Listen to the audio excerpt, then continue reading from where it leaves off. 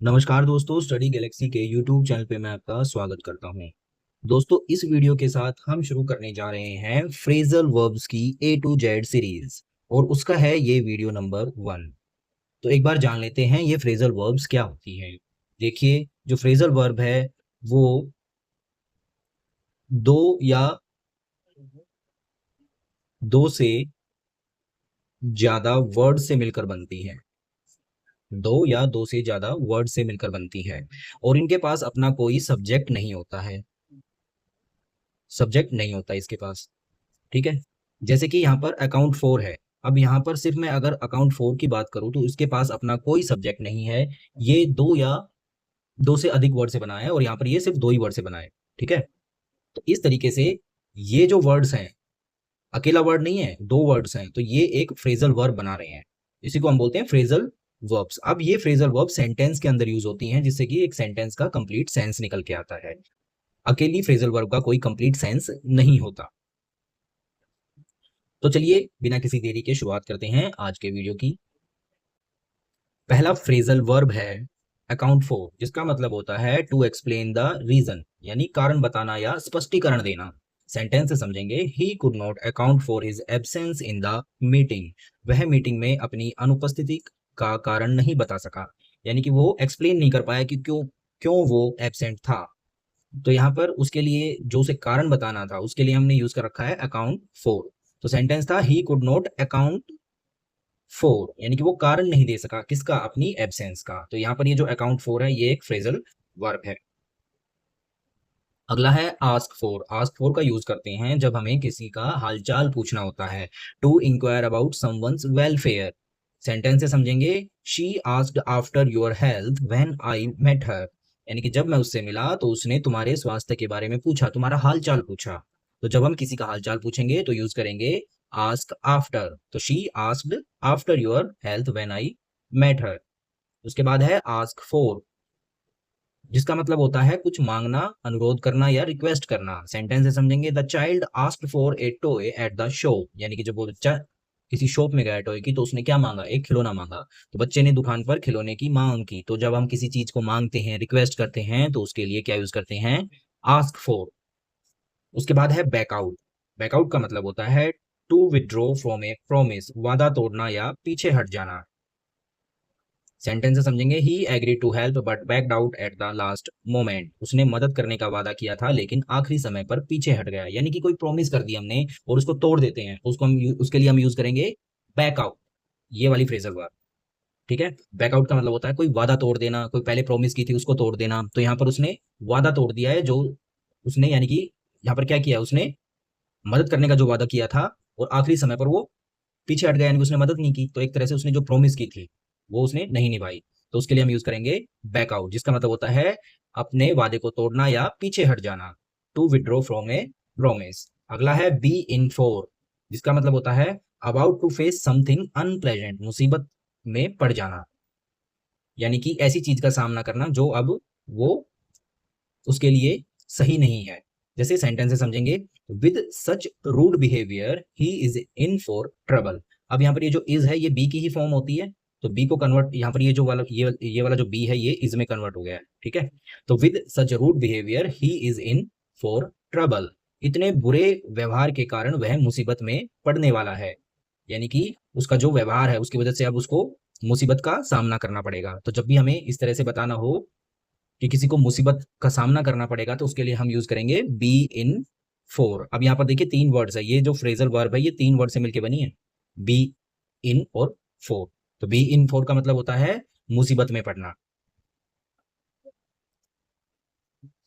अगला है bear away, जिसका मतलब होता है टू विन, जीतना या प्राप्त करना। सेंटेंस से समझेंगे, she bore away the first prize in the competition. उसने प्रतियोगिता में पहला पुरस्कार जीता। तो जब हम कुछ भी जीत जाते हैं या हमें कुछ भी हासिल हो जाता है जीत कर, उसके लिए हम यूज करते हैं बियर अवे। तो शी बोर अवे, ये इसकी सेकेंड फॉर्म आ गई, बियर की बोर। तो उसने क्या किया, प्रतियोगिता में फर्स्ट प्राइज जीता, तो उसके लिए हम यूज करेंगे she bore away the first prize. तो बियर अवे का मतलब होता है किसी चीज को जीतना या प्राप्त करना। अगला है बियर ओन या upon. To be relevant to, संबंधित होना, कोई किसी चीज से संबंधित है तो उसके लिए हम यूज करेंगे बियर ऑन या अपॉन। सेंटेंस से समझेंगे your remarks have no bearing on this issue, या your remarks don't bear on this issue, यानी कि जो तुम्हारे रिमार्क्स हैं, जो तुम्हारी टिप्पणियां हैं, वो इस मुद्दे से कोई संबंध नहीं रखती हैं। तो जब किसी चीज का किसी चीज से संबंध होता है तो उसके लिए हम यूज करते हैं बियर ऑन या बियर अपॉन। अगला है बियर आउट। बियर आउट का मतलब होता है टू सपोर्ट और कोरोबोरेट, समर्थन करना या पुष्टि करना। अगर हम किसी चीज का समर्थन करते हैं तो उसके लिए हम यूज करेंगे बियर आउट। सेंटेंस से समझेंगे my classmates will beer out my statement, मेरे सहपाठी यानी जो मेरे साथ क्लास में पढ़ते हैं वो मेरे कथन का समर्थन करेंगे। तो यहाँ पर समर्थन करने के लिए क्या यूज हो रखा है, बियर आउट। बियर आउट का मतलब समर्थन करना या पुष्टि करना। अगला है bear with, to show patience या धैर्य रखना या सहयोग करना। तो जब हम किसी चीज के साथ सहयोग करते हैं या धैर्य रखते हैं तो उसके लिए हम यूज करते हैं बियर विद।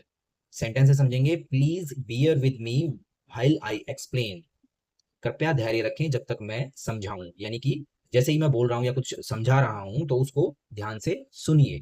तो इस तरह से जो पेशेंस रखना होता है या धैर्य रखना होता है उसके लिए हम यूज करेंगे बियर विद।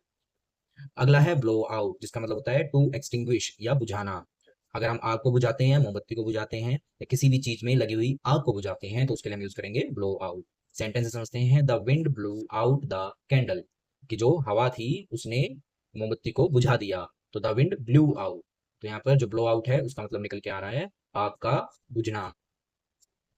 अगला है blow over, to pass off without harm, बिना नुकसान के टल जाना। अगर कोई खतरा है और वो बगैर नुकसान के टल जाता है तो उसके लिए हम यूज करेंगे blow over. Sentence don't worry the crisis will blow over soon, चिंता मत करो संकट जल्द ही टल जाएगा, यानी कि एक ऐसा संकट जो कि नुकसान पहुंचाए बगैर टल जाए तो उसके लिए हम यूज करेंगे ब्लो ओवर। अगला है blow up, to explode suddenly, फटना या विस्फोट होना। सेंटेंस से समझते हैं the bomb blew up near the bridge, पुल के पास बम फट गया। तो अगर कोई बम फटता है या विस्फोट होता है तो उसके लिए हम यूज करते हैं ब्लो अप। अगला है break down, to collapse emotionally और स्टॉप वर्किंग, जिसका हिंदी में मतलब होता है टूट जाना या खराब हो जाना। अगर कोई भी चीज काम करना बंद कर देती है, ठीक है, या फिर कोई इमोशनली टूट जाता है तो उसके लिए हम यूज करते हैं ब्रेक डाउन। सेंटेंस से समझते हैं she broke down while giving evidence in court, गवाही देते समय वह टूट गई। टूट गई मतलब वो रोने लग गई या इमोशनल हो गई। तो इस तरीके से जब हम इमोशनली कोलैप्स हो जाते हैं या फिर कोई चीज कोई वस्तु काम करना बंद कर देती है तो उसके लिए भी हम यूज करते हैं ब्रेक डाउन। अगला है break into, to enter by force, जबरन घुस जाना, किसी के अंदर घुसपैठ करना। तो सेंटेंस से समझेंगे thieves broke into the house last night, चोर कल रात घर में घुस गए। तो जबरदस्ती घुसने को बोलते हैं ब्रेक इनटू। तो चोरों ने क्या किया, वो broke into the house last night, की पिछली रात चोर जबरदस्ती घर के अंदर घुस गए, तो उसके लिए हमने यूज किया ब्रेक इनटू। अगला है break off, to come to an end, समाप्त हो जाना। अगर कोई भी चीज समाप्त हो जाती है, किसी का एंड आ जाता है तो उसके लिए हम यूज करते हैं ब्रेक ऑफ। सेंटेंस समझते हैं the talks between the two countries broke of, दो देशों के बीच की बात टूट गई। बातचीत टूटने का मतलब है कि वो समाप्त हो गई, कि अब उन दोनों के बीच में कोई कम्युनिकेशन नहीं है। तो कम टू एन एंड के लिए यूज करेंगे ब्रेक ऑफ। अगला है ब्रेक आउट, जिसका मतलब होता है फैल जाना, टू स्प्रेड सडनली, भड़कना। A fire broke out in the market, बाजार में आग लग गई। तो एक तरह से एकदम आग फैली तो उसके लिए हमने यूज किया ब्रेकआउट। अगर कोई बीमारी भी फैलती है तो उसके लिए भी हम ब्रेकआउट यूज कर सकते हैं। तो कोई भी चीज जो तुरंत एकदम आग की तरह फैलती है या आग ही फैलती है या भड़क जाती है उसके लिए हम यूज करते हैं ब्रेकआउट।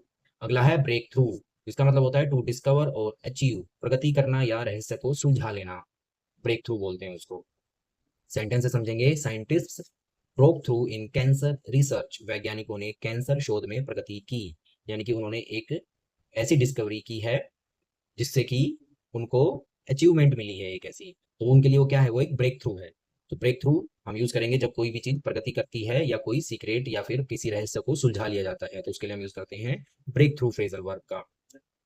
अगला है break up, to terminate a meeting, school session, समाप्त होना या छुट्टी होना। सेंटेंस से समझेंगे the college will break up next week for holidays, college अगले हफ्ते हफ्ते छुट्टियों के लिए बंद हो जाएगा।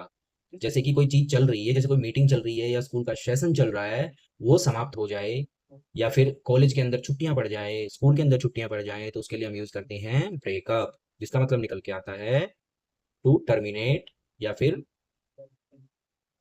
जिसका मतलब निकल के आता है टू टर्मिनेट ए मीटिंग या फिर स्कूल का सेशन। तो स्कूल का सेशन या कोई मीटिंग एकदम समाप्त हो जाती है या उसके अंदर कोई ब्रेक आ जाता है, तो उसके लिए हम यूज करते हैं ब्रेकअप। अगला है break up with, to quarrel end a relationship, झगड़ा करना या अलग हो जाना। सेंटेंस से समझेंगे, they broke up after many years of friendship. अगर किन्हीं दो लोगों या किन्हीं लोगों के बीच में फ्रेंडशिप टूट जाए, उनके बीच झगड़ा हो जाए, तो उसके लिए हम यूज करते हैं ब्रेकअप विद के साथ।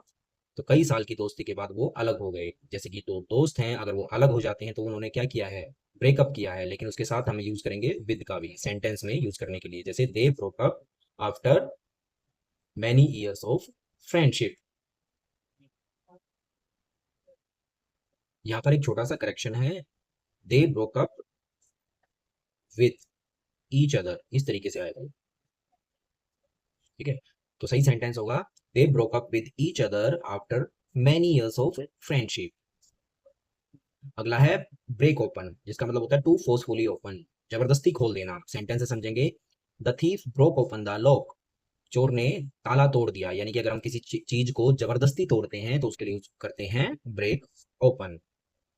तो ये थे हमारे 20 फ्रेजल वर्ब्स। इससे आगे के फ्रेजल वर्ब्स हम अगले वीडियो में करेंगे। तो आपको ये वीडियो कैसा लगा? अगर आपको ये वीडियो पसंद आया तो इस वीडियो को लाइक कीजिएगा और इस चैनल को सब्सक्राइब भी कीजिएगा। तो मिलते हैं नए वीडियो में, तब तक के लिए जय हिंद।